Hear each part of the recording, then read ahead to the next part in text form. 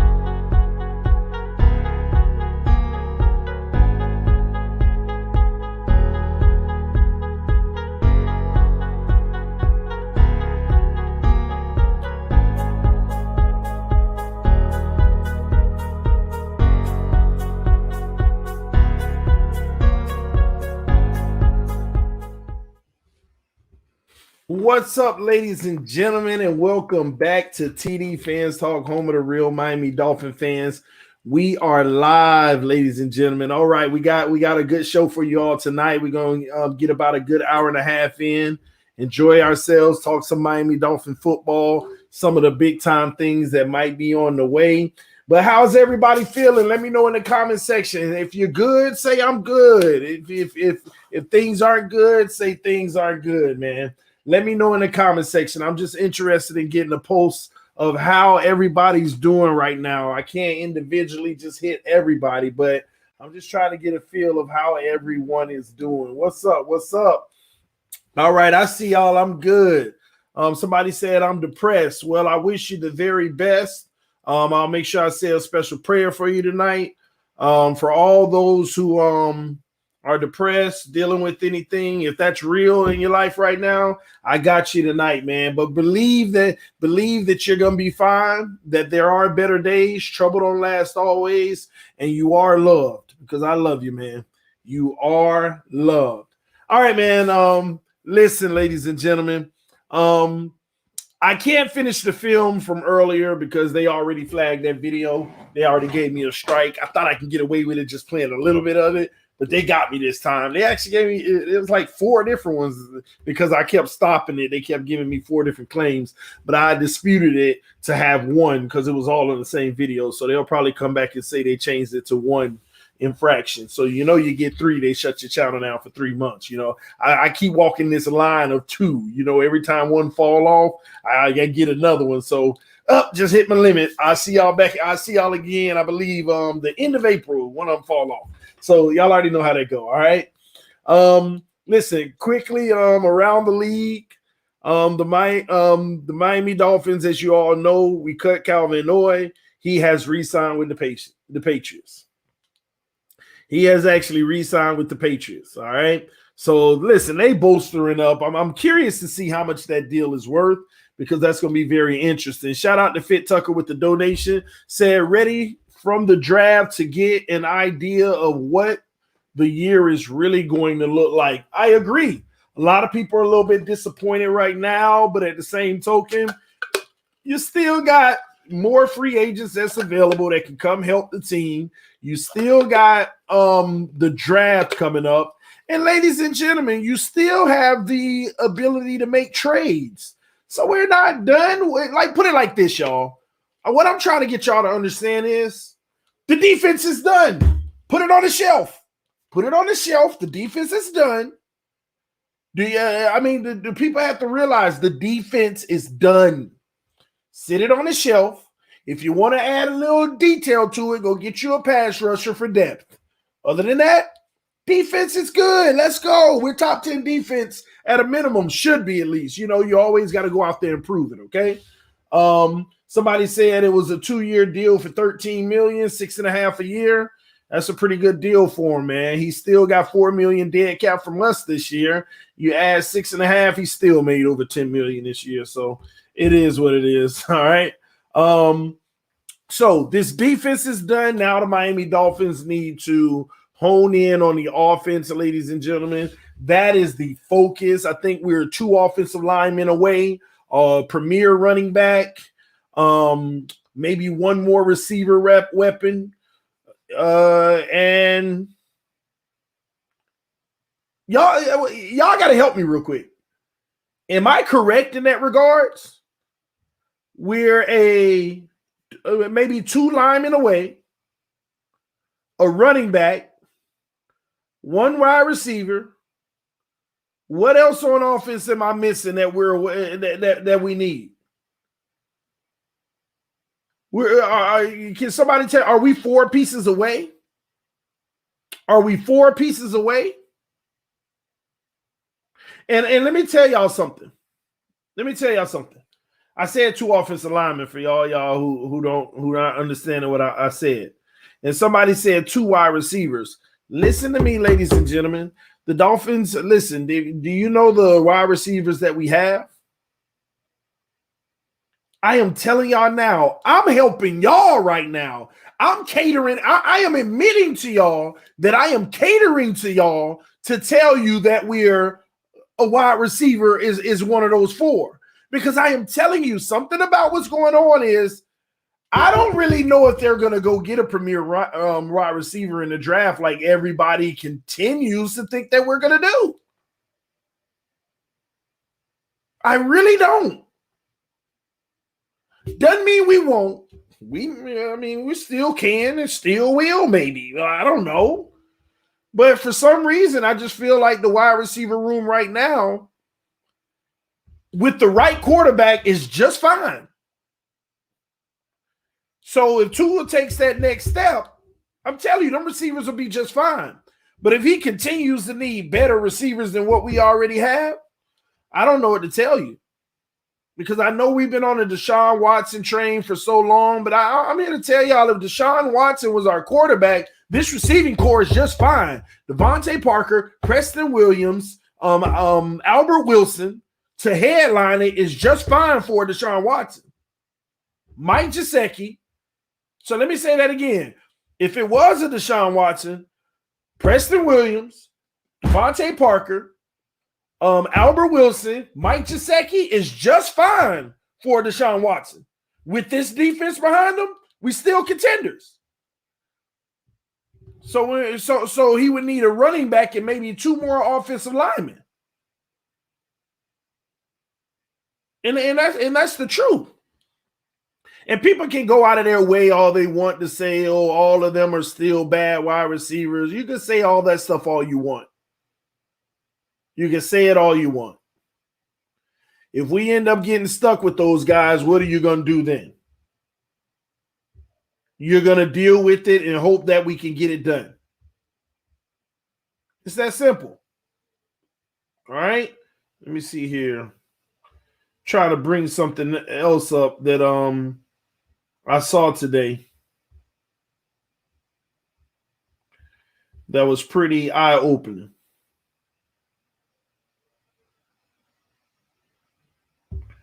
I want to go through some stuff that I saw today. Y'all give me a second. That was very eye-opening.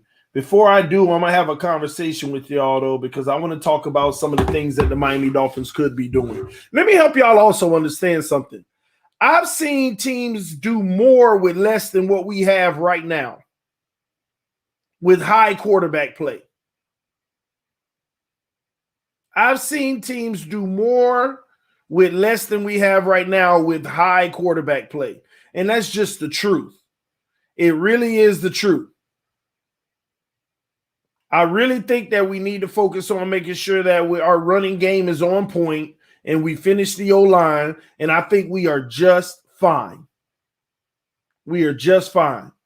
Now, I started out earlier telling y'all about JC with New England, the corner who had 9 interceptions, a great cover corner. He was rated the number 3 cornerback in the NFL last year. Number 3 as an undrafted player. Number 3 in the NFL as an undrafted player. Guys, y'all never know what the Miami Dolphins plans are. It is really interesting to me that we really haven't heard anything about Xavien Howard in a potential contract situation, and we already know that conversation is going to happen if it hasn't already happened. It's interesting that we haven't heard that, though. And I'm telling y'all now, we keep on bringing these corners in. We're hoping somebody turns the corner and become great. You think they did that just to do it? You think they did that just to do it? They don't just do that to do it. You don't like I want y'all to understand something. You don't take Noah Igbenogany for example, who's on the boundary. You sign Byron Jones and you bring in Noah Igbenogany. You don't just do that to do that for depth. You don't go in the first round and get a cornerback for depth with all the starting holes that we had. Like, we have legitimate starting holes. We could have had our center already. We could have had an elite pass rusher already. We could have had the wide receiver. We could have had the running back. But we went and got Noah Igbenogany. Somebody explain that to me if you don't think that they are trying to prepare to move off of Xavien Howard eventually, sooner rather than later. Please explain that common sense to me. How that doesn't make sense to you.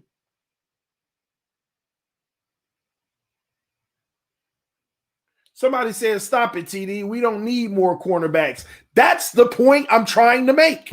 But yet, Miami keep getting them. Nobody's paying attention to that. Now, I understand the free agents that are guys that'll come in and compete, but you still have to be able to explain to me the drafting of Noah Igbenogany. First round pick, when you have two of the higher paid corners in the NFL already playing at a high level, and one of them you signed fresh that year. You are literally living in delusion, and you're living in delusion if you don't think that they are trying their very best to prepare to come off of Xavien Howard eventually, because they're going to trade him at some point. And once you come to that realization, I need some of y'all to realize that I guess here's what I'm saying to y'all. Say you were in the office and you found out from Flores and Greer right now, yeah, man, I'm not going to lie. We've been trying to look for Xavien Howard's replacement for a year now, and we're still trying to look for it, but we don't want to move off until we find it. Isn't that fair? Yeah, it's fair for them to say that.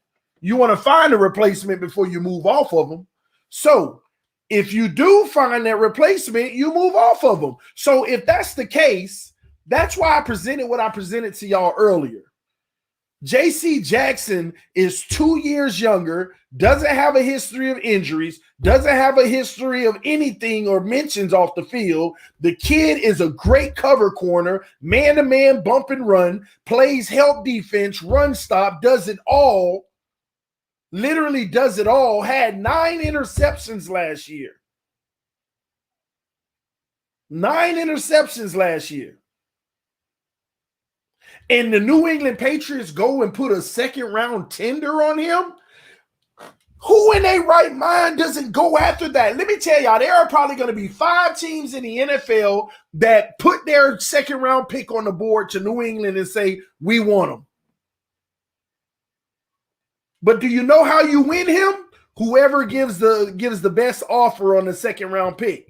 And Miami Dolphins are 36. We probably already done canceled all 5 of them teams out if we do it.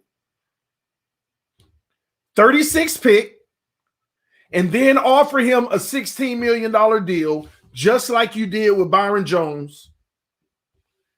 And that's basically giving him X's money plus $1.5 million on a 5-year deal. Now you got a corner that could potentially grow with Tua. Not Tua getting better in 2 years and then X's window is closing and the defense is starting to diminish while Tua's getting better. No, we got to win Super Bowls. We need that nucleus to hit at the same time. And if New England matches the deal, they keep them. But New England, all this money they spending, they not finna match that $16 million. That's why they brought in 2 corners, because they already know that they run the risk of losing him off of this tender. New England already knows we might lose him on this tender. That's why they offered a 2nd-round pick. New England basically said we're gonna do a 2nd-round pick tender on him. If you can't pay more than that, because we willing to give that much for him. And don't sleep on the value of a 2nd-round pick, ladies and gentlemen. Please don't sleep on the value of a 2nd-round pick for a player. You've seen top players go for 3rd and 4th-round picks. Putting a 2nd-round pick on a tender. Somebody said, I guess we can't have Xavien Howard think, TD. No, you can't. The way Byron's deal is set up, that's impossible. You got Byron for the next 2 years, guaranteed. You got him for the next 2 years, guaranteed.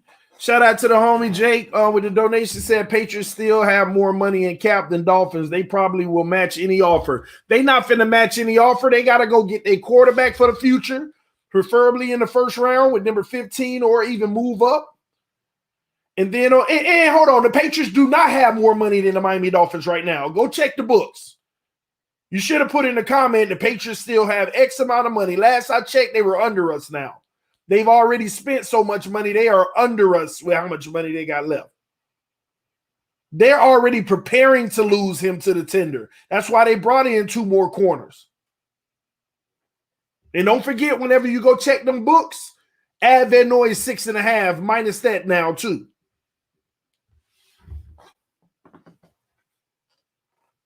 Less money, yet more moves. Nah, you misunderstand. They started out with way more money than us. They almost tripled us.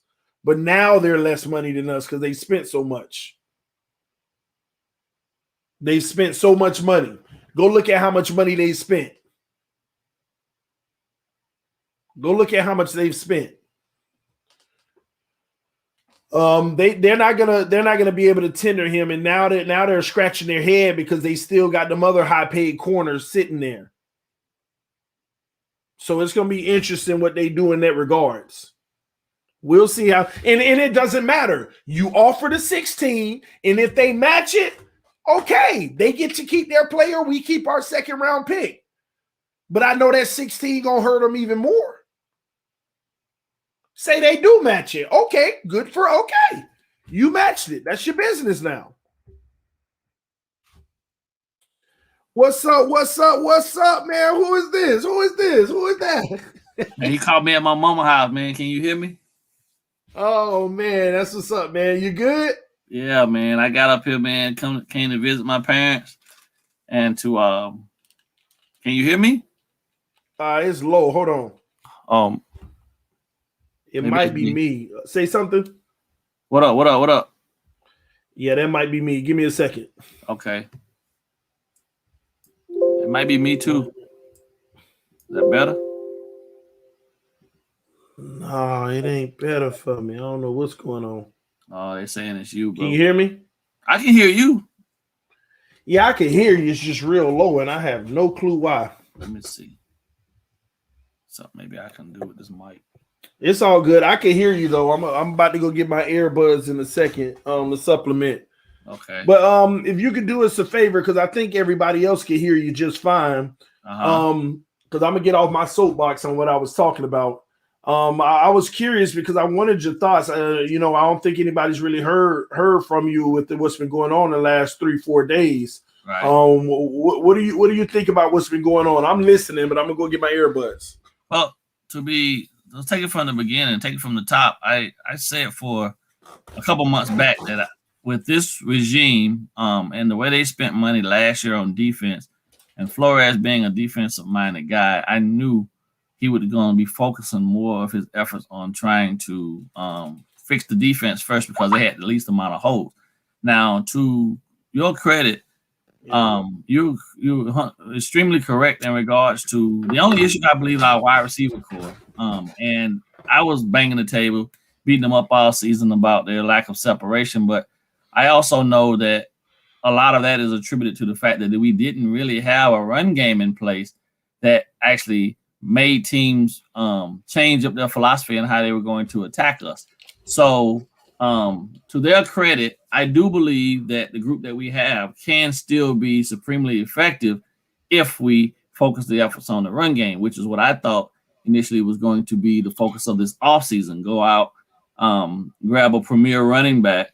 But the fact that they signed Brown and didn't go after Fournette and didn't go pay the big dollars for Jones tells me another thing, which is that they're going to do a true running back by committee approach and lean heavily on the cornerstone of what Flores really has told us from the beginning, which is developing these players. And I mean, I figured there would be some mid-level signings or some what we consider to be average signings, but those guys, if you remember what he told us at the very beginning of the year last year, that he was telling the guys in practice and stuff is TNT, man. Right? Takes no talent. Takes no talent, right? Because you'd rather have 11 guys all on the same page working towards the same goal than a bunch of superstars. And spending the money for me, right? This is just my philosophy and how I was thinking about how they were trying to gear things. I see people, comment about the Patriots went out and spent, but you look at over the course of the 20 years that they actually were dominant, they never did this. They always rolled money from year to year. They always had money to do things that they needed to do to continue their continuity, right? They'd move a piece here, they'd pick a piece here, but it was never really truthfully a big name because Randy Moss came to them via a trade. Corey Dillon also was a signing that they made, but they didn't spend a whole lot of money on Corey Dillon the year he came in, things of that nature. So I'm not shocked at all that they haven't made this huge, big splash that everybody was anticipating. And I do believe that that's primarily because I think they still believe in the potential of this group. Now, I do believe that we will be extremely active in the draft and trying to insert some, new blood in with this veteran blood that we have to continue the growth and the excitement of everything. But I'm supreme. I'm not at all surprised just because I know this is truly the old Patriot way. You feel me? The lack of the running game was huge because like what team do you recall actually lined up against us defensively that they felt like they had to fear a running attack, right? And you have to prove that. You have to prove to people that you can run the ball. You know what I'm saying? Before they respect the fact that you can run the ball. And we didn't do that consistently enough to, afford the guys on the outside. And, the lack of a slot receiver was huge for us. But I like the Robert Foster signing because he is a speed guy, right? I mean, he's very underrated speed guy, right? But I believe that Foster, has the potential to be exactly what we need him to be for this offense, right? And what Tua needs. I mean, he's never had any questions about like his hand. It was just opportunities because he was always maybe the third, the third option with some superior, like even where he's coming from. You feel what I'm saying? So with him having an opportunity to elevate his playing time and things of that nature, I think he can be a solid contributor for us. Brown, I like the fact that Brown, even with Cam Akers coming on board over there and them spending the time trying to make sure that they let the nation know that Cam Akers was going to be their guy. Brown still averaged 4.1 yards a carry. You feel what I'm saying? So those are things that I look at that, I wanted to splash, like I said, but I know that we secured guys that are going to be contributors from day one. And I'm okay with that, right? Because like I said, the essence of building a solid team is getting all, and we don't need egos too. You know what I mean? And Tua doesn't need to deal with a guy standing behind him that's going to tell him, hey, bro, just give me the ball. Hand me the ball. Hand me the ball. Now, I'm not saying that's a Fournette, but when you pay guys a certain amount of money, they're going to command and want certain amount of the focus on them. And maybe with a young quarterback like Tua is, you just, they're doing their best to, to limit him having to deal with that type of stuff. And everybody can just be across the board, just all about one goal and things of that nature. Plus, they brought in guys that are true team players. You feel what I'm saying? Like, and no issues. You see what I'm saying? So that's my thought process on that. Now, in regards to the Coleman, I always, I saw him more as the cornerback side. I saw him more as a slot guy, but I believe he, and maybe this is a push for us getting Iguodala out to the boundary, which I don't have a problem with because I think Iguodala could handle the number 2 responsibility against the number 2 receiver. I don't think he's gonna let Jones go at all, but I believe truly that Xavien Howard may very well be on the move. And on draft day, it might happen on draft day that we do see him move somewhere. You know what I mean? And hey, what do you think? What do you think about J.C. Jackson? Oh, I like J.C. Jackson, and in fact, I can understand the logic behind why they only put the second round tender on him is because in New England he was lining up opposite Gilmore, so people are going to have questions about giving up a first round tender for a guy that was not the number 1 option on the team. So having Gilmore opposite J.C. Jackson helped J.C. Jackson's stock, but realistically, Well, most of his production this year in that amazing year was when what's his name was hurt. But still though, the name in itself, right? You don't get the of course of whether the guy's actually playing until 2 days before the game. You feel me? They had time to hold off that information, and week to week, you never knew if Gilmore wasn't playing until the very end. Sure. So, but J.C. Jackson, to his credit, proved that he could handle that responsibility, but still, Gilmore was their number 1 guy there. You know what I mean? It wasn't the teams weren't necessarily going out planning for J.C. Jackson, but he did what he was supposed to do. He filled in the shoes of the number 1 guy. He played the number 1 receiver, and Bill just logically looking at the fact that, listen, I know the guy had what he had. I'm not paying him that and have to still play stuff on. You feel me? So he's trying to move off of that contract that he would potentially have to do as well. So whoever gets him for that second round tender is going to have to pay this kid, which he's earned that payday. But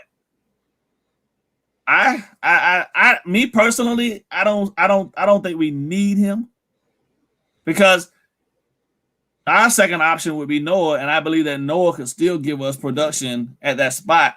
It might not be the 10 interceptions that X gave us, but Jones is going to give you, I'm erasing this guy. So whoever they got on this opposite side of me is going to have to play. That's the guy that they're going to have to target because they're not going to come over here.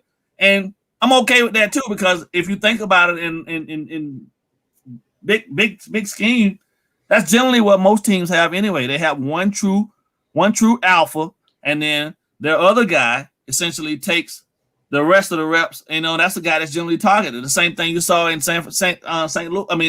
LA with Ramsey and Troy Hill, my guy, right? Troy had his best success for the Rams this past season because of the fact that Ramsey came on board, and then Troy took every team's number 2, and he had 5 or 6 interceptions, right? Because they kept picking on him and kept picking on him. He had some lapses early, but he built his confidence until the end of the season.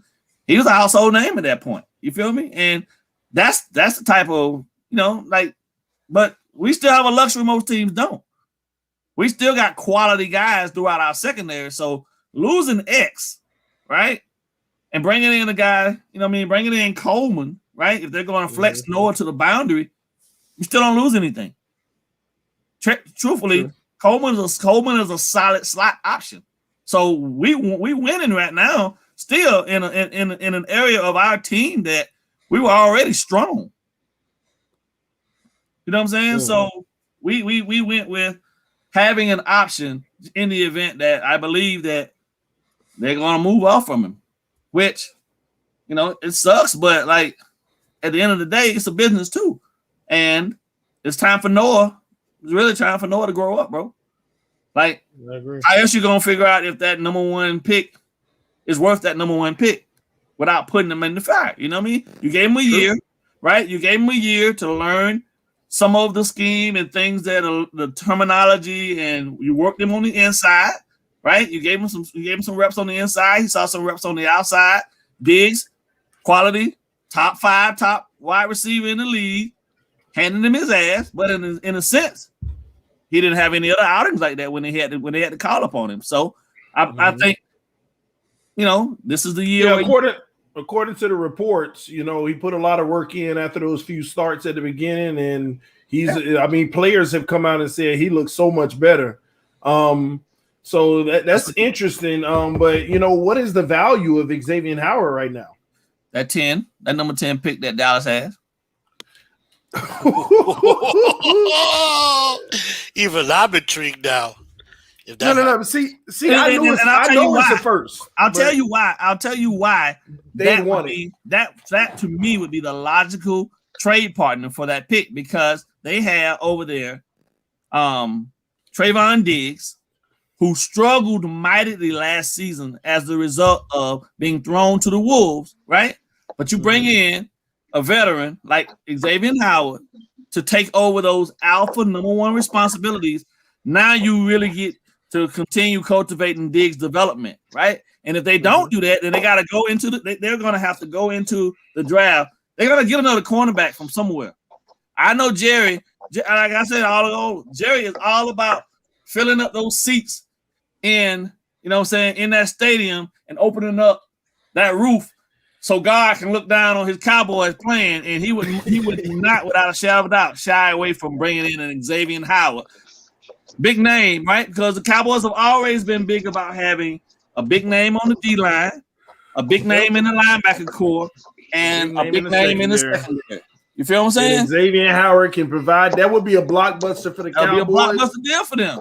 They got Dak, and they'll feel like they got all the defensive help they need. Let me ask you a question. Let me ask you a question. What else they really need? A defense DB. That's exactly what they need. That's the only need. Everybody knows that's where they struggle, that DB. Defensively, because offensively they're set. Defensively, what else do they need? That's that alpha at corner. That's it. Hey, what's going on, yo? Can I jump in here real quick, TD, and ball game? Anybody dispute that? What else they got? Yeah. What else they need? No, I think they need some more needs in the offensive line. Offensive line. Listen, huh? Yeah. I'm talking on defense. On defense. Yeah. The defense for some reason, their linebackers didn't play well last year. You know why? I can tell you why. Go ahead, boss. Because of the injuries, that they suffered up front on the D line. Okay, I can buy that. Right? Your linebacking core is only going to be as good as the guys up front taking on those blockers to protect them. And they were at times down to practice squad guys coming in filling those spots, and it was getting washed away, and the linemen were able to get to the second level. And then you saw what happened, right? Van Der Esch, right? If you can keep a Van Der Esch clean, you can keep a Smith clean. But those guys are the best in the league. Huh? Hey, real quick before we move on, Tyrone, if you could turn your phone to the side, it'll give a better picture for everyone. Also, Donald, if you can come on, it'll be better. We're trying to show everybody he's out until he fixes, I guess, what he's doing. Real quick, Dwayne with the donation. There is a difference between a want or a need. Mr. Ballgame, spot on spot, right? It's an upgrade, a want, not a need. Mm-hmm. Nice. Hey, Esteban, I know you wanted to hop in there. Talk to us. Yeah, man. Actually, I'm not gonna take credit for it, but I presented that idea to EM whenever that day you had that stream and we were all talking about this issue that X had with that drive-by, and I'll be 100% transparent and tell you where I'm coming from. I felt like we've dodged some grenades with him. He's getting older, and I'll be honest, Ball Game and EM have been, they've been on that Farley train. And EM's always in my ear about Farley, man. And when you watch that guy's tape, I call him bubblegum because he's right there, man. He don't give you no space. They might say he has tackling issues, but you can coach that up. And so basically where I was at when I was telling EM, I would like us to trade him now because we got the most value for him. My reasoning behind that was the fact that he was getting older, his value was up. Those grenades that we were dodging as far as the off the field issues were just encouraging for me to make that assumption. I mean, to be honest with you, if that would help us to, if we would have done that ahead of time and maybe, I don't know, man. I mean, the way free agency is going, it seems like a good move to do. I would do it, but I would also keep in mind that, you're here in Denver possibly doing a trade back, but, they might take him. I think they're ahead of Dallas right now. So one of those two teams, if we could trade with one of them, give them X and still have a top 10 pick, that'd give us 3 picks in the first round.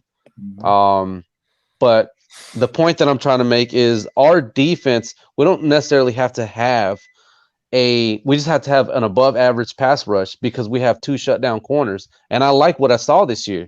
That's what Flores wants to do. So in my opinion, I want to do what you've been saying today, TD. I want to continue the tradition that we started this year because I liked it. And that's, Flores, for us to understand what Flores is going to be like for his tenure in Miami, you got to understand the way he built things to start off. And this is the way he likes it. He has his corners. And so we got Iggy. So in my opinion, it only makes sense to make that decision now, make that trade happen now, and get him his next guy. You know what I mean? While we still have Byron. So can we agree that we had a luxury though? Because even his entire tenure in New England, he truly, actually, if you look at it, he only truly had one true shutdown corner. You only really truly need one. Your other guy just has to be above average, right? So we've had a luxury because we had 2 guys that are arguably top 7 talent in terms of best corners in the league in X and now Jones, right? One's flashy, one's that over the top. What, as long as Pete understands, he's a ball hawk. And then you had a guy that's a true cover corner, right? And in this defense, right, you don't necessarily you don't necessarily need to have a guy that takes all of the chances that X takes, right? The guy just has to be spot on and being able to sync up cover the receiver and eliminate it. That's it. Because let me help people understand something too. A luxury there, bro. See, this is what people need to understand. They get excited about the interception, right? Yet we didn't cash in on any of them. We were still successful. So what you have to understand, you may not get the 10 picks, but you might bring in a guy who's shutting it down and it's still a punt. Yeah, the interceptions are essentially, to be truthful with you, the interceptions are an individual stat that unless your offense comes out and cashes in on them, really and truthfully. Well, hold on. Also, what do cornerbacks get paid for? To stop the cover. Yeah, I agree with you. Cover, right? But X had his best year in coverage, one of the top in the NFL in coverage as well. You cannot overlook that I get that, but he ain't getting. That's not what is going to make people attracted to him. They're looking at those 10 interceptions. Oh, for sure. All right. But see, I hear this about trading X. Dolphins should not trade X this year, upcoming year, because they do. I can almost guarantee you, any chance of a potential Super Bowl run goes out the window. We had 10 wins because of our defense. We had 10 wins because our defense featured 2 elite cornerbacks. Okay, and those 10 interceptions, they have a lot of value because they stopped the opponent. We may not have scored, but it prevented the opponent from scoring as well. And on top of that, I agree, we need to take the full advantage of it, but that's not X, that's the team and the offense. But that's the point. That's the point, Larry. Stopping. That's the point. The interception and causing a punt is still stopping them. Here's the difference. Here's the difference. And I got you, Tyrone. I got you. Here's the difference, though. Right. So if you take X away from the equation, right, what we gained just in a trade, right? And in a trade with Houston for McKinney is the ability to shorten up all of that stuff that was happening to us on first and second down in the run game, right? Because it's going to be a trade-off, right? But you still have an alpha to match up with another team's alpha. And you spent a first-round pick. We didn't spend a first-round pick on Noah Ibinagimi for him to be relegated to game. Agreed. But look, guys, we know we have our chance, okay? TD hit it right in the nose. We started shuffling. We're just one backup edge rusher and maybe a backup linebacker from being an elite defense. Now you're taking a step back and you are taking a step. Hey, I agree with you. If Dallas comes there and offers him my number 10, that's my Laramie Tunsil type trade. I mean, it's just too good to turn up. It's an option. But option, I don't think Dallas is going to be that foolish when they could just potentially move up to draft Caleb Farley or just sit tight and get one of the two best corners there. But if they do that, offer that, it's like Larry Tunsil. God, I'll trade myself for that. I agree. Who's closer right now? I'm sorry. Who's closer, Dallas or us? To be roster-wise? Yeah. On paper, them. But you know what? No. Honestly, Mr. Ballgame, I'm not a Dallas fan, so I don't really follow them that closely. I'm being honest. But truth is, honestly, we're ahead of them for sure as a head coach. Okay. Dallas' defense was hot garbage this year, yo. Yeah, but we're balanced compared to them. Yeah. Well, I'm somebody deficiency we had. Listen, I'm somebody who follows. I follow Dallas. Okay. Shame on you. Well, I think everybody has an NFC team. So, well, no. I ain't my I ain't got a NFC team. You don't like. Listen, if you ain't a Miami Dolphin, Tennessee because of Tannehill, I give you that one. Hey. But listen, Dallas is closer. Whatever y'all want to believe, Dallas is closer. But their coaching staff has never been able to put that together. They have more talent than we do collectively. But we're not far. We've closed a huge gap. But they've been closer for 2-3 years now. Right. You could argue.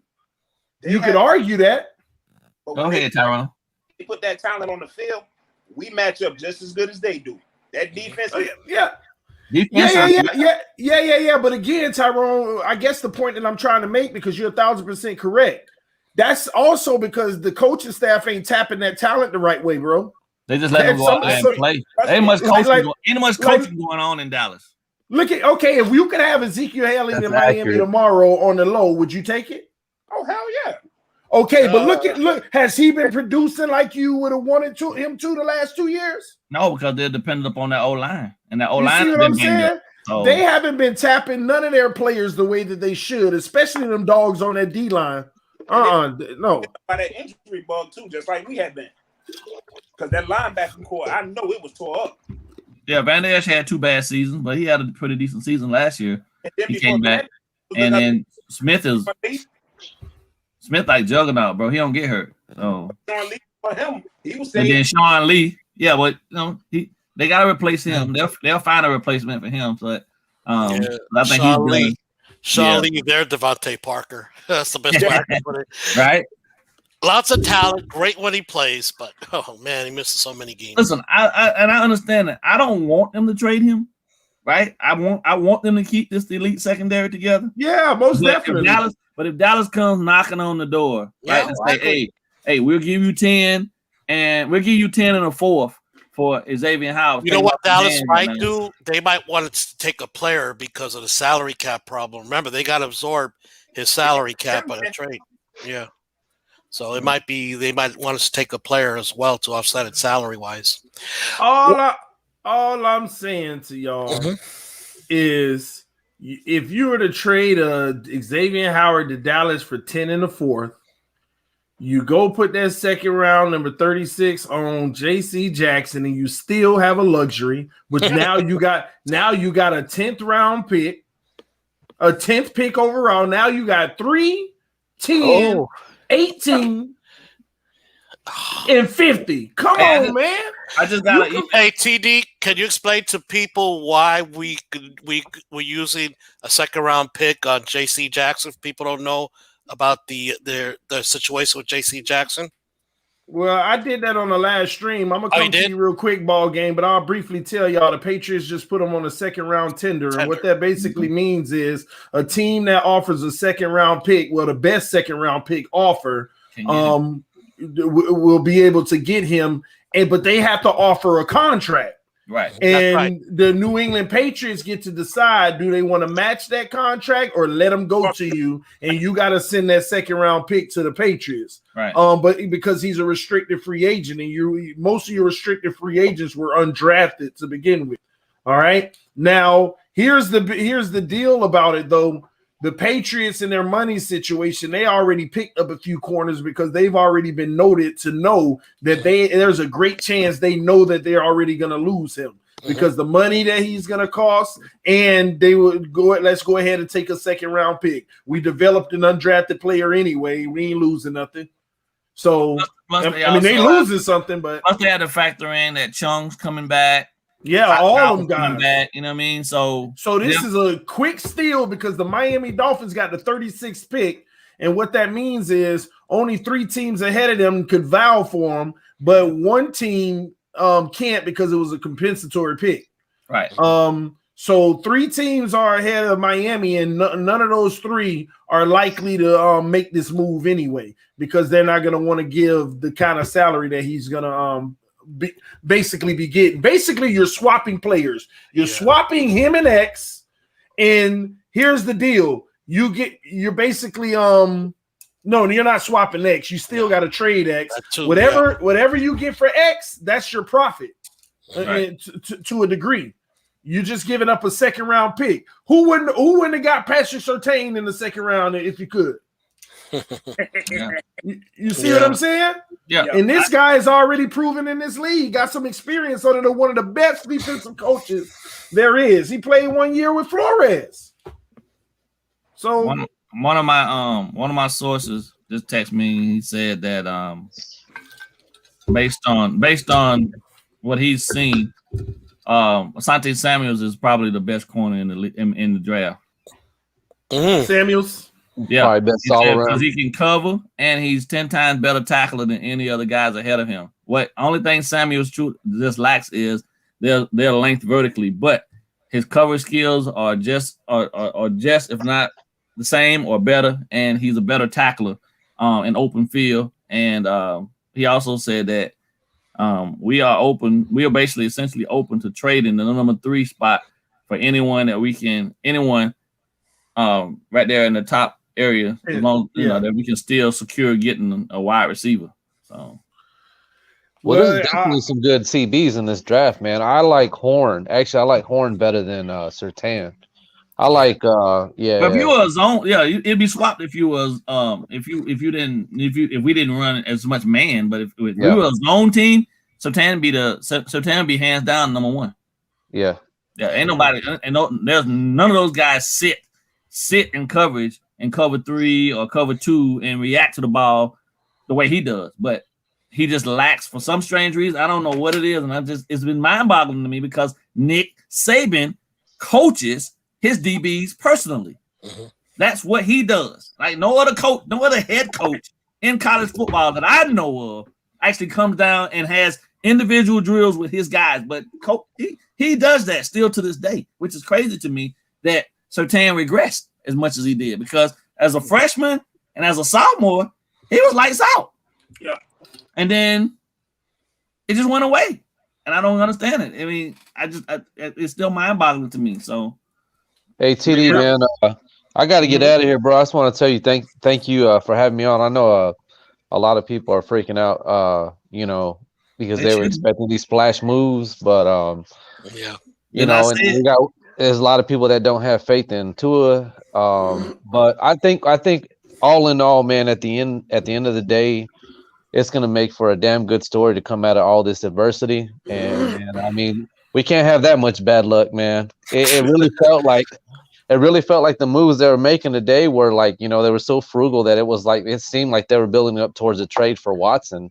And then you heard all this bad news, the S hit the fan. And I don't know if that's what's going on. You know, I don't have sources. I'm just saying that's the way I felt. I thought they were doing that trade. But they're good moves. These are good guys. These are good they actually are. These are I'm just saying, solid football players. They're just not. I think he's talking about. I think he's talking about finding the good guys. Like he knows that they're good guys. I think he's talking about we're finding the good guys on a bargain deal, so that we can maneuver and make a bigger deal potentially too. And the fan base, so you just listen to everybody. There's not a lot of happy people right now. But what I'm saying is, it's not over. We still got free agency isn't over. We still got the draft. So, you can put him up. You can put him up. You what you've seen thus far in free agency is probably what you're going to see for the vast majority of it. Only because, right, the philosophy I believe still is that you don't build your team through free agency. You're gonna build it through the draft, bro. You know what, guys? Like, our core is we have a really good core. True. And guys out there, right? The Dolphins always telegraph, even though they don't come out, they'll telegraph what they're gonna do. What's the one key word that comes out of this organization all the time that tells you this is what they're gonna do? They're looking always to constantly develop players. So even in free agency, they're going to get those young players like Robert Foster. They see they can develop him into a quality football player for them. That shouldn't catch anybody off guard. The Dolphins have been telling you that. And if that wasn't enough, Flores told you on the other day, don't expect I gotta put some context into what I'm thinking. Objectively about what you just said. Yes, there's player development, and we see that we have that. We have it on the defensive side of the ball. And I'll just be honest, we got to get better on the offensive side of the ball. For sure. But you know what, guys? Please, Estefan, everybody be patient. You can't solve everything with one offseason. Last season, they concentrated on defense. This year, we're waiting to see what happens. The draft primarily, I think that's when they're going to concentrate on offense. By the way, guys, the draft on offense sets up well for the Dolphins. This draft is primarily deep on offense side, very weak on the defensive side. So it sets up very well for the Dolphins. Again, forward thinking by the Dolphins, okay, about that. So, Larry, you agree, right? What helps? What essentially helps a passing game? A running game. A great running game. Mm-hmm. No. It doesn't have to be great. No, it has to be great. It just has to be efficient. They have to be able to respectable. They have to be able to respectable. That's a better 3.5, 4 yards of carry, first and second down.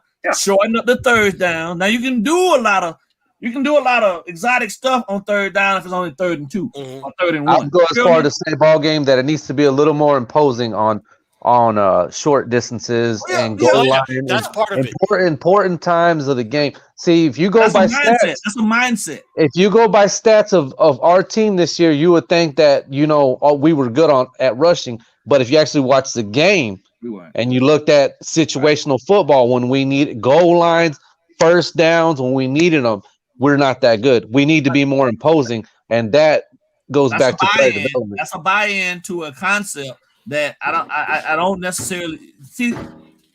To be a truly good and efficient running game, you really need OTAs.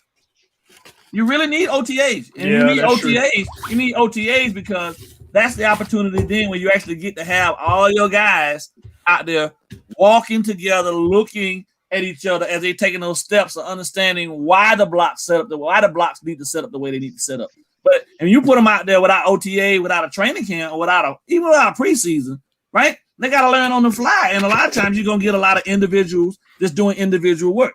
So especially for offensive line, it was out of shadow of a doubt the very last piece that usually comes together. Because individually, wide receivers, they're individuals.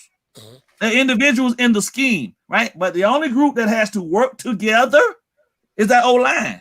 So how they gonna do it if they don't necessarily get their language down unless they dealing with somebody right in their face?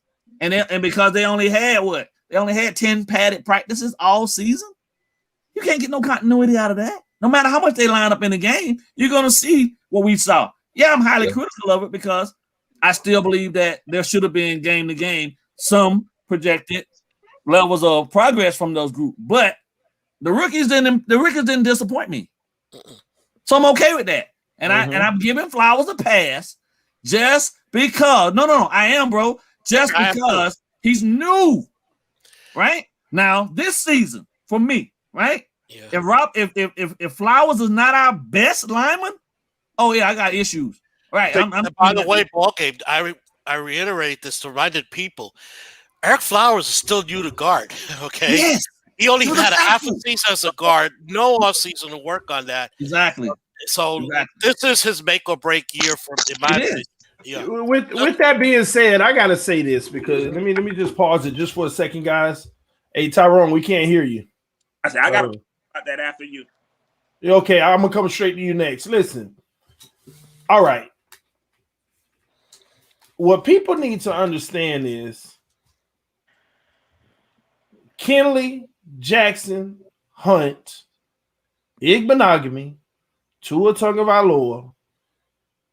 Right? Y'all see where I'm going with this. Oh, yeah. Mm-hmm. Raekwon Davis are all in staple positions. They are starters. Mm-hmm. And this is about to be year 2. Huge leap. Stop going off of year 1 thinking that we still have holes that year 2 might be able to address. Just the growth. You know how I tell y'all the whole Tua thing that I feel like he's 2022 is his year, but I still recognize he will be better than he was last year, this year.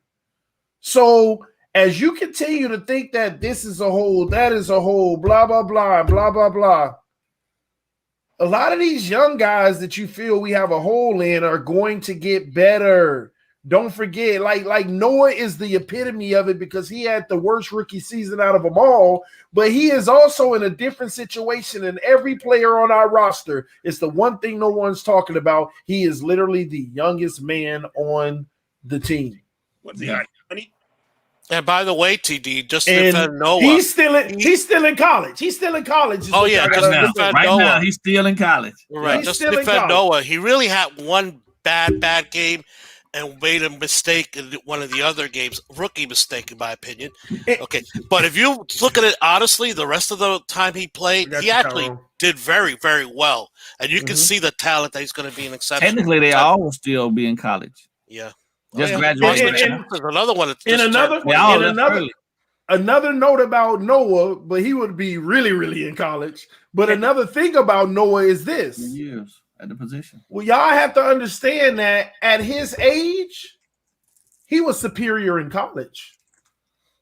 Mm-hmm. He was one of the better players in college. And imagine had he stayed in there and gotten 3 years of that grooming, what he would have been. So understand, instead of letting the college develop him, we got NFL professionals who headlined by Brian Flores that's going to be developing him. I'm telling y'all, don't worry about Noah Igbenogany until I'm not even grading Noah this year, to be honest with y'all. We got 3 years with him. Noah is a different situation. Some of these guys, we want to see a year 2 jump.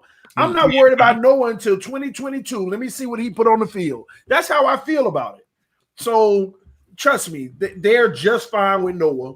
That first round pick, it was a huge asset to spend on him. But at the same token, think about it. The 29th pick ain't making crazy money, y'all. And you got a 5th year option on him to take advantage of it as if it was a rookie anyway. Right.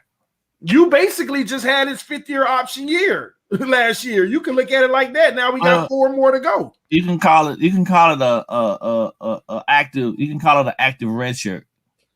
Exactly, that's true. Basically, man, this I think will be fine. But here's what scares me because everybody ain't gonna hit. If they do, oh my gosh! But everybody ain't gonna hit now. No. I mean, just odds. Now we all hope that they all do. But we just got to be honest with ourselves and realize that it's not feasible for everyone to hit because we've missed already a few times in this draft. In the last 3 years. If they go with what they have put their efforts into and take away from their evaluations from the Senior Bowl and use that towards some of these picks, then I think we'll be in better shape because they had an opportunity to be closer to see these kids than a lot of teams that didn't and will be picking blind. You feel me? Like, I know people had people there scouting, but it's different when you actually get to actually be right there next to them coaching. You feel what I'm saying? So, and in essence, they all don't have to necessarily hit. They just have to contribute. Above average, become a good pro. Above average contribution is that will be a win for us because then you didn't go out and pay, you know what I mean, through your nose for a guy that was looking for a payday that probably didn't like. I mean, like did Calvin Noy really pay $15 million worth for us? No, not at all.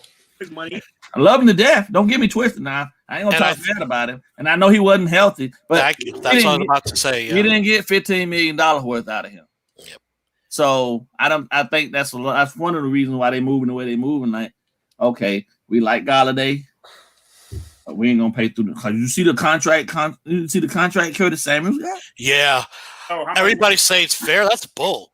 Okay, really? It's not $11 million, and that was my worry that people were so just turned off by paying $19 million or $18 million that they would drive up Samuels. I think that's exactly what happened. What happened? Yeah, exactly. People that didn't want to pay that 17 million drove up Samuels' contract. That's what I was worried about. And by the way, guys, I tell you this right now: who the bleep wants to pay that kind of money? There is no number one wide receiver out there. No. Newsflash, those $18-20 million contracts for wide receivers are reserved for the elites, like a DeAndre Hopkins or something like that, someone like that. There is no. I like Kelly Galloway, but he's not a true number one receiver. And if you're talking about number one being an elite receiver, he's not it. You see the and the same thing in the run.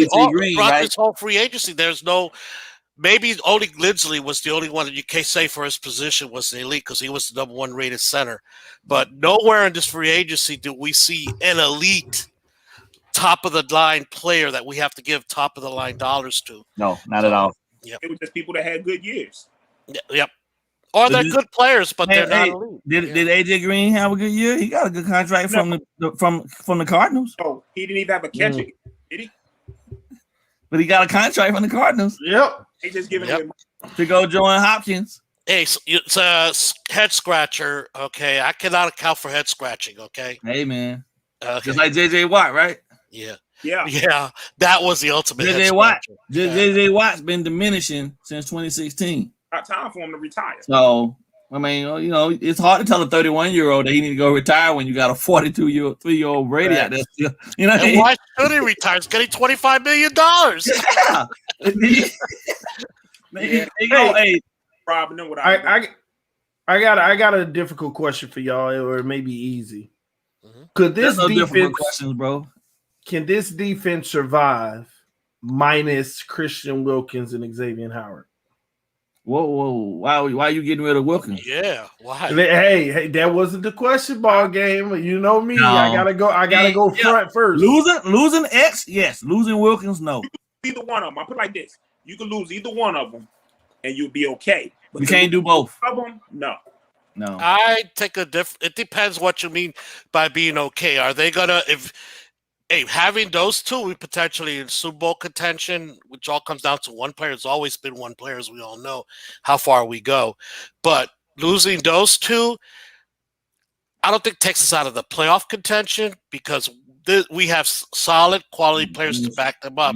But they're not X and they're not Wilkins, okay? So I grant you that it's going to hurt us in that regard. But we're not going to go into the toilet. All right, no. I'm not saying we're going to go into the toilet, but you can kiss Super Bowl goodbye. You need – listen, Christian Wilkins has proven to you every year he's been here, he has jumped. He has leaped and bounds in his productivity and what his importance is to this defense every year since he showed up, bro. Okay. So I'm not going to talk about this much, but I'm going to get y'all take and then I'm going to be done. If Houston said, I want Christian Wilkins, Xavien Howard – and just the number 3 pick, and that is it. Just the number 3, Christian and Howard. What would you do? I probably would consider. What was that? I'm gone. See y'all. Nice. It's been lovely. Well, you know what, guys. So now, hold on. So now the defense can survive without him. Hold on. Yeah. Because now I'm replacing. Listen, in theory, I'm replacing but I'm losing on defense with offensive productivity from the quarterback position. I get it, but you know what? I would have said I still got my 18. I would have said yesterday or day before I would definitely consider it, but what's been coming out with Watson? No. Yeah. Well, I'm just thinking in a perfect world. Yeah, in a perfect world. Yeah, I'm probably gonna pull the trigger. Well, I'm just gonna say this: if a Blockbuster deal goes down, you remember I talked about Xavien Howard and Christian Wilkins. Y'all just remember I said that. I'm gonna leave that one alone. Let's move forward. All right. I hope he survives the smear campaign. Huh? I hope he survives. Hey guys, I heard in Twitter, but I can't confirm it because we all know Twitter. But there seems to be a connection between the lawyer that's suing them and with McNair family. So just something for fuel of thought there. Yeah, got Tyrone. Yeah, dump some dirt on him. They said that was the next door neighbor of the owner of the Texans, and I said, "Wow, ain't that something? You know, you throwing it out there at the wrong time of this guy's career." No, it's not. It's a perfect time for them. For them. Well, you know what, guys? You know why be perfect? Gives them the perfect out to trade him. Yep. Give them an excuse to trade him. It says, we don't want to deal with this. And they can tell their fan base that. Gives a safe face because all this time they're saying, no way we're trading. No way we're trading. So I can see, and if I was a conspiracy theorist, it makes sense for a conspiracy theorist that they put this out to help them ease the trade. And now it's 2 lawsuits been filed by 2 different people now. Yeah. Listen, and then on top of it, people are going as far as to say the R word in this situation. You know, really? So happy ending attempts are now the R word. So I knew it was going to come out. I knew it was going to come out. You can kill that trade. You can kill that trade. No. Not that he did. I'm talking about people. They're associating an advancement as the R word. If that's what happened, it's all bad, man. You know what? YouTube don't like the R word. That's there was another player. Yeah, there was another player that got in trouble. What's that, Antonio Brown? Hey, message to all you sports athletes out there, rich and famous people: don't use a female massagist, okay? A therapist, don't. But Larry, they're the only ones that give those individuals what they want. Hey, just pay the money, man. Yeah, you got the money. You got the money. Keep a receipt. Come on. I'm saying, hey, you can call people to come. Ball game. You pay them to leave. Hey, ball game. Let me tell you something. Robert Kraft might be going to get Watson. He's sensitive to this type of stuff. I'm wrong for that. You know what I'm saying? So wrong. I'm so wrong for that. These guys are average dudes, man. They making millions of dollars, right? My uncle told me, and I saw this in the movie too. And I was like, he must have got that from the movie. But he said, you don't pay him, you don't pay him to do anything but to leave. You pay him to leave, right? Yeah. And if you got the means, you got the money, right? Millionaires. You can have as many as you want, but you just pay them to leave. Like, I'm not condoning it, but what I'm saying though, somebody in his position, right? You got to insulate yourself around a normal person that's not in your position. And if you can't find somebody or a woman that's been with you from day one throughout all this process, and even if you do, right, you got to make sure whoever you deal with understand that if you lose, they lose. You see what I'm saying? He got to insulate himself from that, bro. Like my dad had this conversation with me when I was knee high to a grasshopper. You feel me? Yeah, this don't make any sense. Like from just a smart move. Like let me say something. You could actually go get a massage, and this could be false, but you don't put yourself in that position. Right. I mean, you got to know better making that kind of money. Exactly. I don't care if your head is on right and you're not that. If he really didn't do it, you got to be smarter than that in today's world. And if you want that massage, then you have a woman come to you.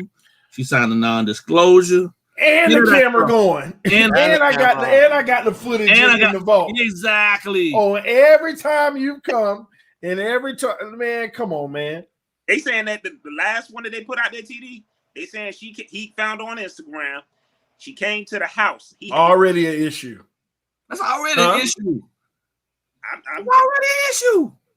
You gotta have her vetted. That should have been no way that woman. That should have been no way that woman could have ever got to Deshaun Watson. No way. She should without going through a process of being 100% vetted, right? Yeah. All the paperwork in place, right? Somebody in this camp ain't doing their job, bro. There's no way. You the money. You always protect the money. The whole thing is she's not even a licensed masseuse. She working inside of her house. Holla at your boy. See, that's the issue right there. Yeah. Where your credentials at? Where your credentials? Wow. First and foremost, you're not going. Dog, how much is contract? Whatever his contract is worth, she ain't. No, I need the numbers. What was his contract? 4 years, 146 million, something like that. Yeah. You're not getting close to me without a license. You can have a license, you get close to me. You got a better chance of getting into the FBI Academy than getting me with that type of money being paid to me. Exactly. Bruh, my people were betting everything. My mama. Let me tell you. On screen, my mama would be the one vetting everything for me. Let me tell you what's worse about a ball game. Let me tell you what's real worse about this. I don't know what's true and what's not.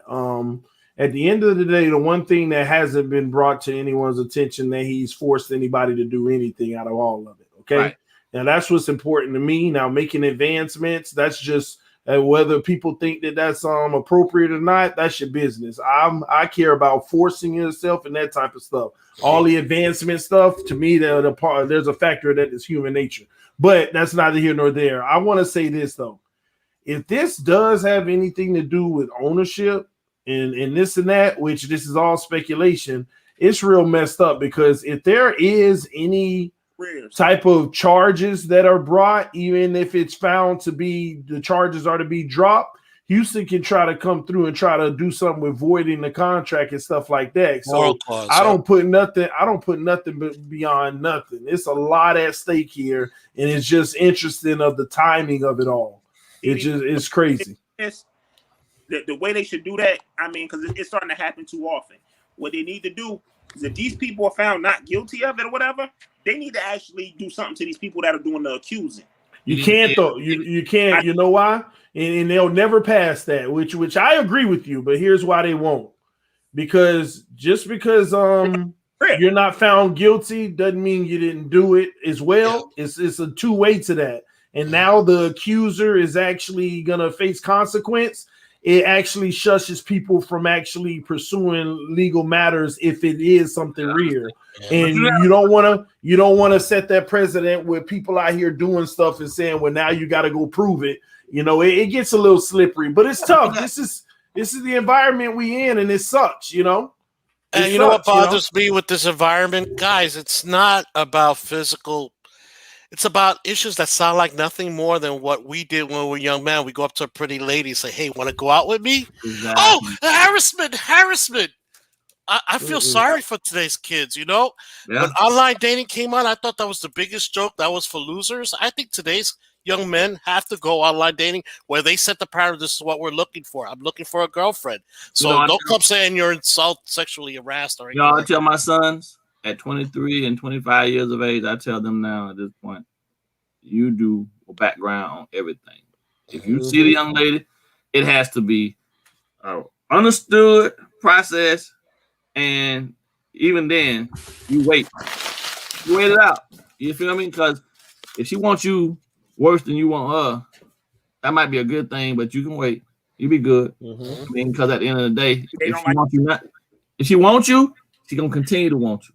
Right, yeah. But you can't as a man, you can't allow yourself to run head forward into that situation, not thinking about the world we live in today. Yeah, exactly. But they do. Nah, my boy. Well, no, he ain't saying your boys, but yeah, men do though. Yeah. No, I don't think he would. And there's a lot of, and we ain't gonna get all too far into detail, but there's a lot of mental things going on in a lot of men's heads as well these days, with upbringing and everything. I just don't understand it, right? Everybody don't have a father in the home either, you know. I get that. So it's a lot of factors in that regards too. So it's a 9-to-1 ratio right now worldwide, TV. 9-to-1. Me, you, we don't even count in the ratio because we got the game. We got it. We out the game. We better do it. It's a 9-to-1 ratio.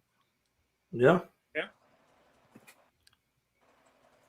And you got millions. Why you got a proposition to masseuse? God, I don't get that one at You all. can have anybody on this planet you want.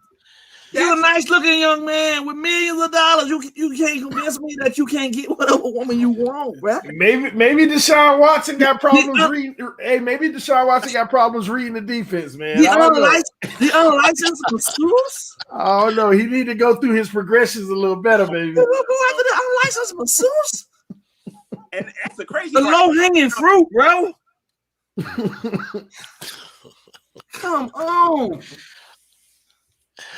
Guys, Am I bugging? you know, we're all bugging about this issue today because we're men. I'm so hurt behind this, because I genuinely like Deshaun Watson, man. Yeah, true. I do. Yeah, because yeah. I can vibe with his story, who he is as a person, his work in the community, and then to be attached to something like this by an unlicensed masseuse. Yeah. This is man. Aside from the R word attached to it, this is bad as Kobe Bryant with the girl in the hotel. It's Why? I mean, and that's let's look at it that way. You get you get top shelf. You get top shelf choice.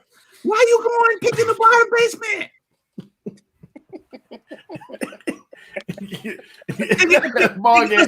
Listen, bro, they get to pick from the women that most guys sit at home and be like, oh my God, I wish. You know what I mean? You got access to that. You know how many people in his DM? Not the trouble they're getting into. No way. I wish. He need to scrap all his friends in his because he got too many. Somehow or another, somebody in that he got too many yes men and not enough no men. He ain't got no men. He don't have a friend that's willing to say no. That's not a good idea. Nope, we're not doing that. Nope. He need one of those. They got too many yes men. You always need one of those. We get to that. Yeah. You need one that you respect enough that y'all can get in an argument, drag out argument, and y'all be all right in the morning. Exactly. When you got that kind of money, you gotta sign off on that type of stuff, man. That's crazy. Yep. Oh my goodness. Yep. Wow. Y'all see the picture of the girl that's accusing him? No. Can y'all see that? Yeah, I see it. I think. Yeah. Not bad looking, but I don't know if I want to do better. But she unlicensed. You gonna keep on saying unlicensed? That guy could be dating Jet centerfold. He don't have to deal with that. It's just crazy, man. It's pretty tough though. Now, hold on. Oh Lord, ball game on another. All right, man. Let's bring it back now. My bad. That's the girl I showed you. That's his girlfriend. Oh, okay. Oh, that's his girlfriend. Oh, we ditched on her. Wow.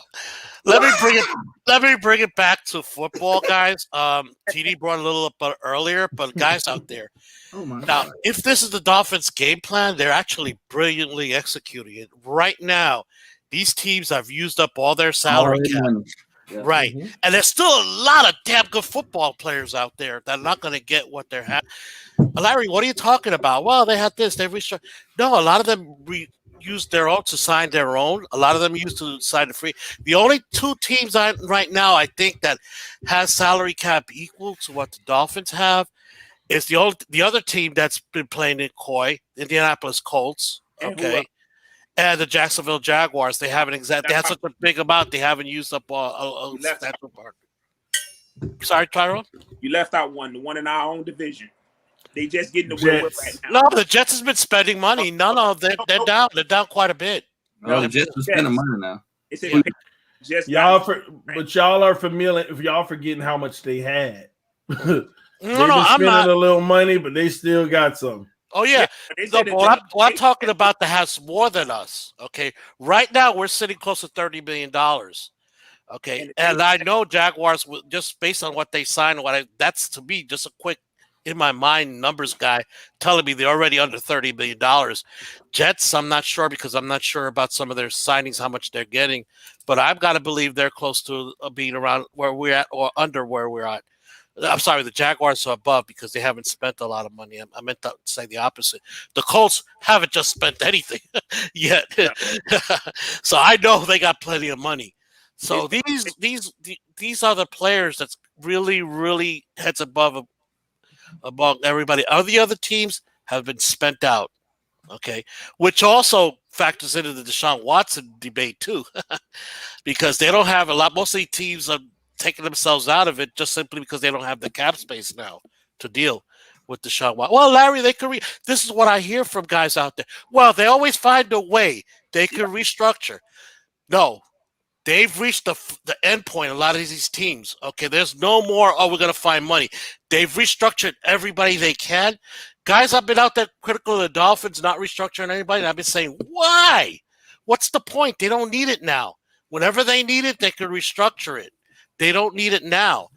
But the other teams, to get the cap space to do all these signings, most of them had to restructure current contracts and use whatever cap space they have. So, no, guys, the Dolphins are sitting much, much prettier as time goes by. But they got to want players, and they got to make the moves. That's up to them. I'm just saying they're there if they want to. Very few teams can compete with them. But now the one thing that he made me realize this just within the last few days. Cap that you're talking about, that's imaginary. If these teams, that's what I just explained, Tyrone. If they want to play, it's not imaginary, okay? It's not imaginary, but it's not a golden goose that'll keep on laying eggs. And a lot of teams have reached the end of it where it's actually not imaginary anymore. Okay, exactly. That's true. Some teams have reached that limit. Yeah, you know what? The Cowboys on their last string when you talk about stretching deals out in non-qualifying years.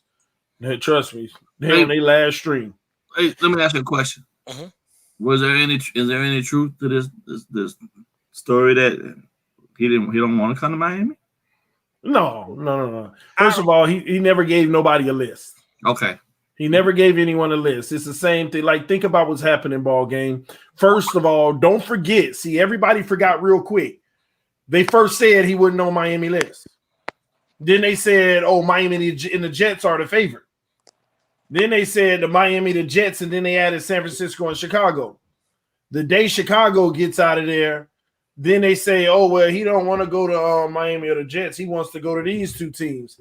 It's just writers all around the country capitalizing off of putting his name in an article saying that, because right now San Francisco is going on a frenzy that we were first going on. That's all that's happening. He hasn't said that is all that's happening. It's been mentioned. It's always been just a rumor. It's never been he said it or his agent. If he does leave, I want to see him go to the 49ers. Yeah, I think that makes more sense. Yeah. But I don't think even the 49ers will have cap space to deal with it because they just signed several players. But, guys, I've been following – I don't follow the whole team. That's crazy. But I've been following New Orleans because they're a great case study, right? Mm-hmm. Okay. This morning before I went on my show, just to verify, they are still – after all the moves they made, they're still $6.5 million in the hole. And guys, they don't only have to be at 6.5; they have to have money for their draft picks. New Orleans Saints, right? So New Orleans Saints, right? Now they still have two options to get there, right? They can cut either Rashawn Lattimore or Ryan Ramczyk, or if those two players agree, this is what saved a lot of teams. Restructure where they only take like $5 million each, and they can have that $10 million applied to them. But that's assuming that they are affordable to take only $5 million this year. That's the other part of the equation. A lot of top-notch players don't have a problem doing it because they already have money in the bank. But players that are new, they need that money up front. They can't afford to be just waiting another year for that big dollars. So it'll be interesting to see and plus Lattimore and Ramczyk are going to be free agents next year. I don't think they really have an incentive for that unless they give him a full extension, meaning they're going to give him a 3 or 4 year contract to do that. TD, let me ask you this: What if they did? What if they did a 3-team trade and Carolina got Watson, Houston gets 3 and 8, and we get McCaffrey? No. Don't like it? No. Not 3 for McCaffrey. No. Hold on. What do we get? We get McCaffrey, Christian McCaffrey. No. Yeah, but what else? That's it. That's We only it. gave up one pick. What did we give up? Number 3. A running back. We getting a running back that done been hurt already. Yeah. No, listen. got Flores $1,000. That has a big contract. Bro, Flores don't put that kind of stock on a running back. Number 3 overall. I'm just asking a question. Dude. Okay, No, that ain't half. Let me tell you. Hey, not only Flores, a lot of the NFL don't put that much stock on a number 3 pick for a running back. Listen. I got somebody. I got somebody I trust that follows a lot of stuff. Just asking a question. So I'm asking y'all what you think. No. I told him. The number 3 pick on the running back. No. I might get myself in trouble, Dwayne. I'm just asking questions, bro. I'm just asking questions right here. He asking me to ask y'all. Dwayne's asking. Dwayne Wood. Yeah. Yeah, Dwayne put me in and I would tell you. Oh, he said put him in. He'll tell me how I'm getting myself in trouble. I like the move we made. Now you want to do number 18? No. Oh, number 18, I'll talk. Oh, that I'll talk. Well, I still might want a sixth back with it. You know, I'm just saying. This guy done You know, he done been hurt already. Yeah, we know. I mean, players get hurt, but Yeah, I get it. Last year. I just get in trouble suggesting crazy trades. Listen, bro. At this point right now, we gotta do something to lift the spirit of the fan base, man. guys, Hey, we're great There's a shape. lot of people in the dumps right now, man. I'm like, At the end of the day, just go win games and it'll heal itself. that's it. Yep, You that's know, what it's but- about. Yeah, guys, I predicted that was a very real possibility the Dolphins would sign Malcolm Brown, because when I did a list of the free agents the Dolphins should be targeting, Malcolm Brown was there. At the bottom of my list for sure, I had him there if the Dolphins are going to create a run by committee, because he's a perfect fit for what we don't have in our running back. So I was spot on with that. So that tells me the Dolphins are not going to sign a free agent running back. You could forget about that. Will they draft a running back? And they could, especially at 36. If one of these guys fall, that'd be too good of value to turn it down. But number 18, they're going edge. Take my word. They're going edge or an outside linebacker, number 18. Kura, or possibly, if he falls, Parsons, Osai, all these guys are going to be there. They're going to take the only one they not take is Rousseau. So we take an outside linebacker, right? Or outside linebacker / edge. Then what are we doing with my guy? No, you know what? You know what, guys? AVG. It's depth. Okay. Oh no, Yeah, no. because- Who are you talking about? No, he's what it is we have our starting front seven is pretty awesome. Okay, but who's behind them at the edge and the outside linebackers? Right? Nobody, because last year we had Van Ginkel behind Lawson and these guys, Agba. Now we traded. It's Vince Beagle, but he's more inside than outside. I don't know. Strawbridge. Yeah, you want to rely on Strawbridge? Did he show it? Guys, we're talking depth now. We're talking depth. Coaching staff hasn't said anything about Strawbridge in of itself. Concerns me. Okay, they don't mention exciting when they talk about Strawbridge. He's still developing though. I mean, I know he's developing, but you know what? He's a limited talent. That's about I got Agba and Strawbridge on the strong side. I got Van Ginkel and whatever outside linebacker edge that you draft as his depth. And then you got Wilkins. Who's the guy we just signed today from the Patriots? Butler. Oh, I love Butler. Yeah. Butler. So you got Wilkins, Butler, Davis, and Butler. Davis. Again, a smart signing, guys. With You get a lot more value than just getting a big name free agent, because Butler's fits a specific need we had. Van Ginkel and Agba. Yeah, right. Well, see, so then you have Agba, Wilkins, Butler, Davis, Van Ginkel, and then at the Joker spot, right? Oh, I love that term. Joker. Some people call it Stinger. I call it Stinger. Mm-hmm. Joker, Jack, Stinger. Yeah, I heard Stinger. That's Baker, and then you got McKinney. Yeah. So you JOK becomes a very logical. Before I didn't think the Dolphins would even consider. I was dead set against what all those analysts were saying about JOK, because it's basically Brandon. We have Brandon Jones and Jerome Baker, but Baker's a free agent next year. Right. So we get depth at that position, and we get ourselves covered that we don't have to offer Baker big bucks. Huge contract. Yeah. Baker is a free agent. Emmanuel Ogbah. Right. You know, these are guys that they got to start talking about. What are they going to do in that regards? That boy name. You know, what that boy name? The other DT, no tackle. Oh, Jones, Benito Jones. Oh yeah. Yeah. That's who I was missing out on. Yeah. I didn't think about him. He can learn behind Butler. Mm-hmm.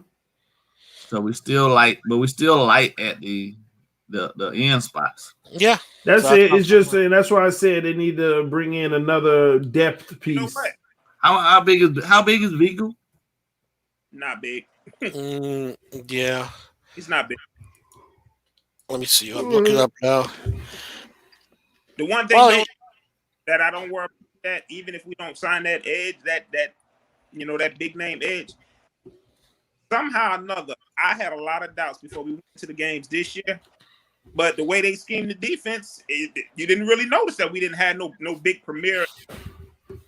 Lawson, you can't call him that. You can't say big edge. I'll tell you right now, if they move Ogbah to strong side to where Shaq Lawson was, and him next to Will, what's happening. That's gonna free him up. That's gonna happen. That's what they're doing because they're gonna go ahead and let Van Ginkel be Van Noy. Weak side, right? Yeah. That's what they're doing. By the way, Beagle's 250. He's around 250. At least that's what makes sense because Ogbah is about to get loose on anybody on that end. If you think about it, because you got those three in the middle, and now you got to really focus on them. This is about to be a break. It should be a breakout year. He should be a Pro Bowler. I'm gonna say that now. I'm just saying, Ogbah should be. His numbers. I would argue that his numbers suffered a bit as regards to Davis going through his growing curve, issue early on. But putting him on the same side, the strong side with Wilkins, man, he should flourish, bro. People don't even realize that Ogbah was down. He was in a down position last year. Yeah, they stand him up. They stand him up at the right outside. Yeah, they stand him up at the left outside linebacker spot in the defense or the Sam. They put him at Sam. Yeah, exactly. I believe people don't realize that Ogbah was in the trenches last year down there with Wilkins and those guys. Yeah, I know you saw him standing up sometimes, but yes, he was down there. Yeah, now you're about to have him primarily on the outside standing up. Yeah, it's a whole new world now. That's how I envisioned him. I thought they were literally going to stand him up, but then they had him inside. But at Casey, he didn't stand up most of the time. He was at the head of dirt. Yeah, but he's fast. But he's athletic enough, and he has enough foot speed to actually be able to stand up. Which is why I guess people not understanding. I guess people not understanding. He was playing the defensive end in the 3-4. Right. So he was replacing one of these three tackles that's about to start. He was the end on the 3. Now he's the end on the 5. He was replacing Davis, and Davis was sliding the nose. Yes. Which now at this point, we're bringing Butler in. Davis can stay at the 3, and then Ogbah can flex out, be the Sam, right? I mean, he's fast enough to be able to get to the flats. That's really all you're asking him to do is drop to the flats and drop, you know what I mean? And maybe an occasional curl flat drop. You know what I mean? To get underneath the curl. He can do that. He's athletic enough to do that all day. So you're not asking your outside linebacker to run up the seam with you're gonna switch the package up. If they're gonna spread you out, you're gonna switch and bring in your nickelbacks. You know what I mean? And now all the packages are just beautiful because when they call Zach Zeiler's number, fresh body coming in from different roles, they put him on the outside. They send him in the middle. Anytime Zach Zeiler is lined up in the middle, ladies and gentlemen, he's coming. Yeah. They send him every time they have him in the middle. He is coming. He is not. He's supposed to be in the middle, but they lied him there because he come every time. He's coming on the blitz. Yeah, Seiler on back up, probably Davis. Mm-hmm. So we just need. Guys, I want to use that defensive tackle signing of Butler as an example why the Dolphins are smart. You guys want to go out there and get a big name defensive tackle? No. Because they rotate their defensive tackles. There's no way you could justify getting a big name defensive tackle because he's not going to get enough snaps to justify him paying big dollars. They're rotating their defensive tackles, and Zeiler's part of it. They needed one. I always said it before. They only needed one more defensive tackle, and they got him in Adam Butler. Yes. Now, I would have preferred zero technique, but they're going to stick with Davis there. Yeah. That's where you gotta say Raekwon Davis. If he takes that next step, he's gonna be your true zero tech. I tell you, he is. No, I disagree. He is our zero tech. Don't rule Well, out. that's what I'm saying. No, I'm saying you're true. Because everybody say we still need a true zero. That's what Davis is supposed to develop into, being the guy that you stop saying. No, that's not what I see Davis. I see Davis going out the edge. No. But what I'm saying is what you got right now. Right. Oh yeah, we got a terrific. Yeah, if you keep Davis there, we got a terrific zero tech. Okay, you get Shelvin. You get Shelvin. He saw all that for you. So yeah, I don't think we're. I ain't gonna lie. I would love for them to go late in the fourth round and do something like that ball game. Yeah. Go ahead and pick up. I wouldn't mind them picking up one of them boys in the third or fourth round. The only problem, guys, is we won't have a roster spot for them. Okay, you pick a Shelvin, you pick up a McNeil or Terrell Slayton, true zero technique who you gonna cut from the defense tackle rotation? Nah, they just gonna have to cut one of them wide receivers. Yeah, I don't know if they're gonna carry that many defensive tackles on their roster. Let me tell you why they would cut a wide receiver before not keeping an extra DT like that if they good. Because a lot of them wide receivers are happy to be in the NFL to begin with, and they'll be fine going on the practice squad. And in the event of an injury, we can just move one up. We got at the receiver position, we got guys that will be just fine, and they want to sign with us on the practice squad. And you can rotate those guys, and they'll definitely stay with Miami because of the history of injuries. Some of them guys that was on this roster last year playing receiver know they should have stayed on the practice squad, but injuries got them real shake, got them game day checks. So at the end of the day, man, we'll be all right with receiver. We can go on the practice squad and get somebody that can come in and make a catch or two here and there. I don't disagree and be all right. I just don't think they're going to dedicate another roster spot to another defensive tackle. Whether they could do it just doesn't make sense, quite frankly. But once they sign Butler, you got Render.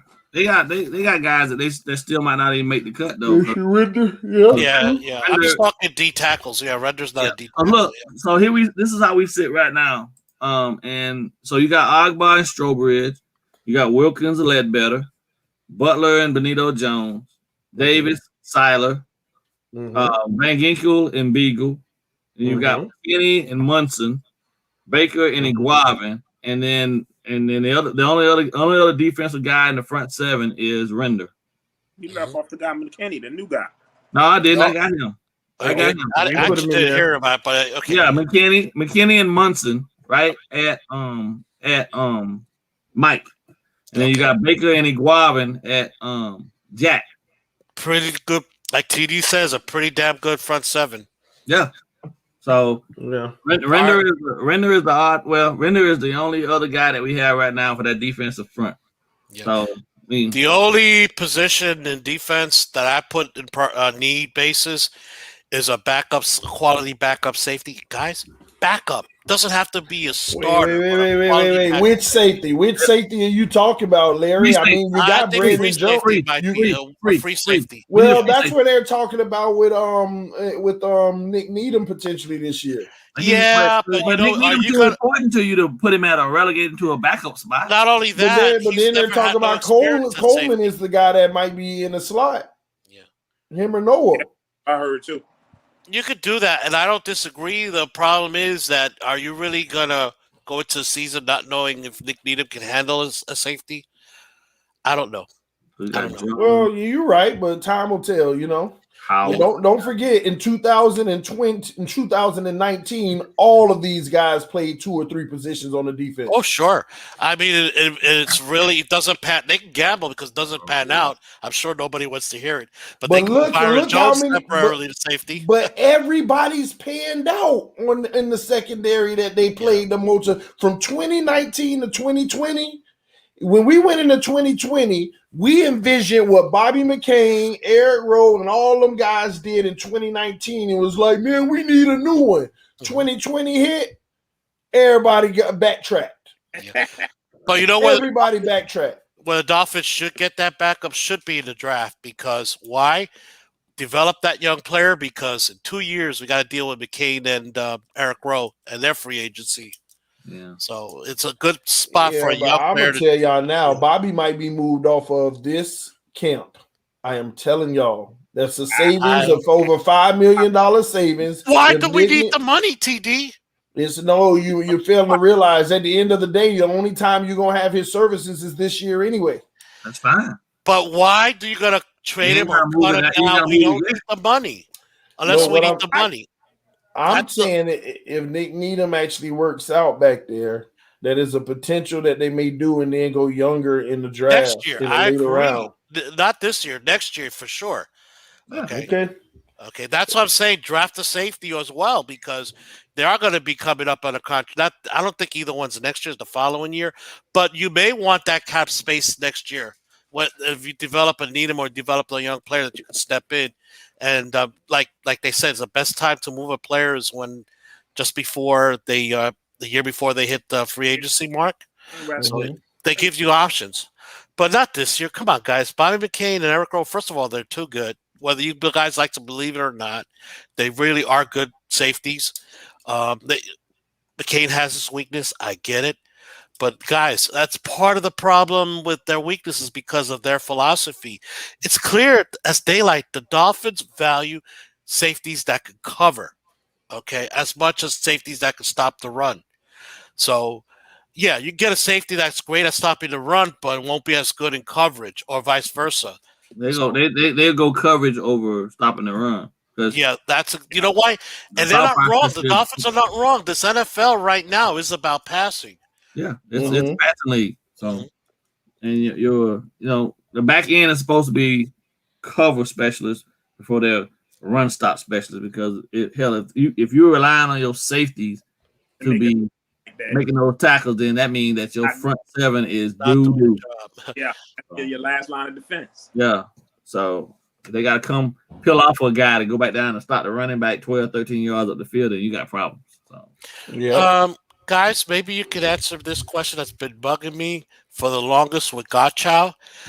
I continuously read how good Gottschall's supposed to be against the run, right?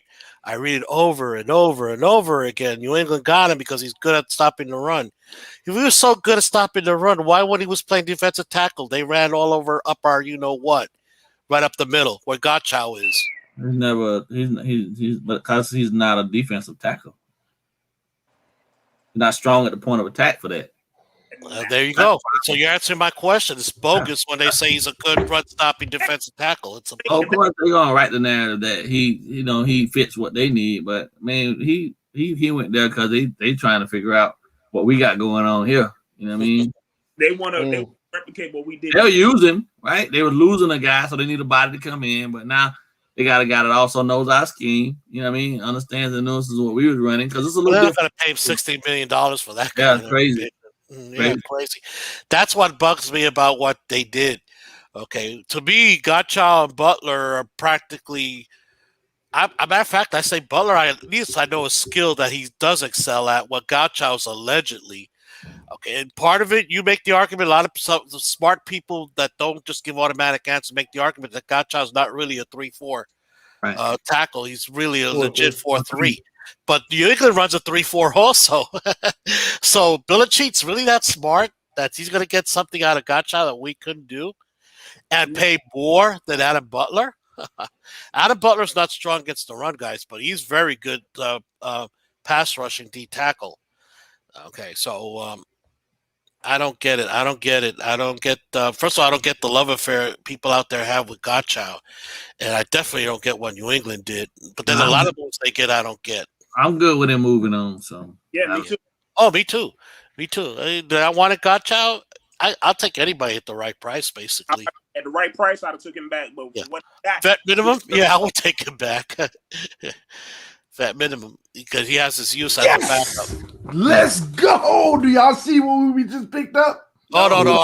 I'm not took my eyes off of Twitter. You can. No, we ain't pick nobody up. I just man, TD. Don't Man, do you that. got me all excited for nothing. Somebody said turn me up in the chat. You chilling, so I just gave him a little something. We ain't pick nobody up. Man, listen, all of you have no money. we still have at the end of the day, we still Who is crack that Fortnite clown? What happened? Some dude cracked that Fortnite. Who is this clown in here talking crazy? Talking about Mr. Ballgame has no life. I got a better life than you, brother. Whoever it is.